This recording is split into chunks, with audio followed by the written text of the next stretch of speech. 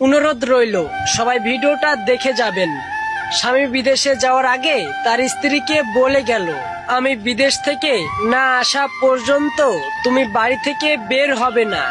স্ত্রী বলল, ওকে, বের হব না। তার কয়েকদিন পরেই তার বাবা খুব অসুস্থ। কিন্তু কয়েকদিন পরে তার স্ত্রীর কাছে খবর এলো তার বাবা অনেক অসুস্থ, কিন্তু তিনি দেখতে যায়নি। কয়েকদিন পর আবার খবর আসলো তার বাবা মারা গেছে, কিন্তু তিনি তখনও তার বাবাকে দেখতে যায়নি। তার বাবা মারা যাওয়ার কিছুদিন পর তার স্বামী বাড়িতে আসলো। স্ত্রী তার স্বামীকে সবকিছুই খুলে বলল এবং স্বামীকে নিয়ে এবার সে তার বাবার বাড়ি গেল। হঠাৎ এক রাতে স্ত্রী স্বপ্ন দেখেন তার বাবা এসে বলছে, মা, তোমার জন্য আজ আমি বেহেশতে ঠাঁই পেয়েছি। আমি এখানে বেশ সুখেই আছি। তুমি যদি তোমার স্বামীর নির্দেশ অমান্য করে আমাকে দেখতে আসতে, তাহলে আমিও সেই পাপের অংশীদারি হতাম।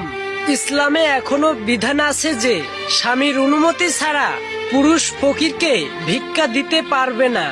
অথচ এখন কিছু সংখ্যক স্ত্রী আছে স্বামীকে না জানিয়ে স্বামীর সম্পদ ভোগ করবে, বিলাসিতা করে চলবে।